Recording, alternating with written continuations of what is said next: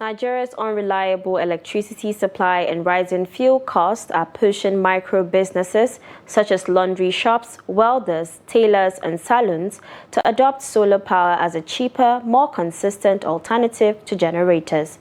The situation is made worse by the increase in electricity tariffs that have made the cost of electricity to soar astronomically, even with limited supply for unmetered customers. In this report, Trust TV's Nuel Samson examines the growing acceptance of solar energy amongst small enterprises. His report. Nigeria's installed solar capacity grew by 63.5 megawatt peak in 2024, bringing the total to 385.7 megawatt peak, according to the African Solar Industry Association. The removal of fuel subsidies has been a major driver of this growth, prompting many Nigerians to turn to solar energy as a cost-effective alternative to diesel and non-reliable grid power. With more than 90 million of Nigerians, estimated 230 million people living without electricity, the highest number in any country, one might expect most micro-business owners to have embraced solar energy. However, speaking to some of them reveals a different reality. Solar energy has actually helped me drop down the cost of power, because with all these band A and band B things, especially with a business that you need power to run your refrigerator and day-to-day runnings and everything. So it has really reduced the cost of electricity for me. Yeah, I don't have to bother because I have fridges and freezers I have to keep running over the night.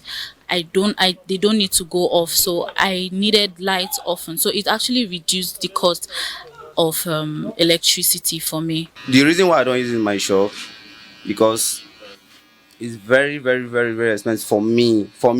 Yeah, I've even went to the market to check the price. The price is too high for me. How much? Very high. The one that I wanted to buy that time is for our house, 200 and something. 2 something. It's very costly for me.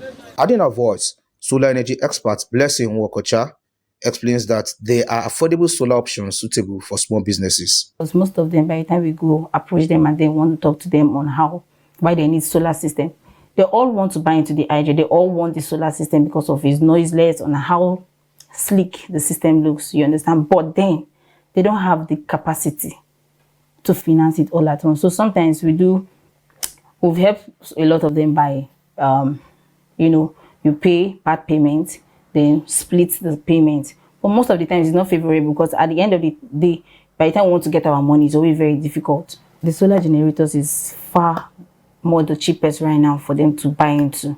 Like the solar generator is noiseless and it's the cheapest solar system so far because it's an all-in-one system. Now, this system, you don't need to put a separate inverter or separate battery. It's a combo all in one and it's cheaper for them.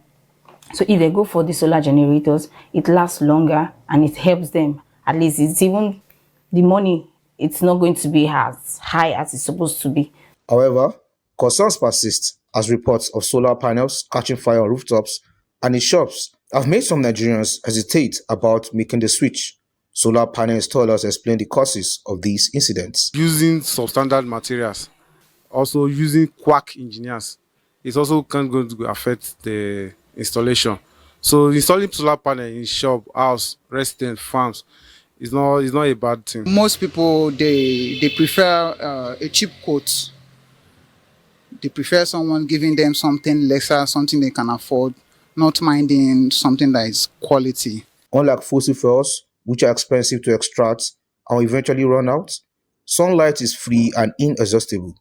Recognizing this, the federal government has begun constructing a 10 billion solar mini-grid to power the Aso Rock residential villa, signaling a shift towards renewable energy and growing distrust in Nigeria's fragile national grid. Nuel, Samson, reporting for Trust TV News, Abuja.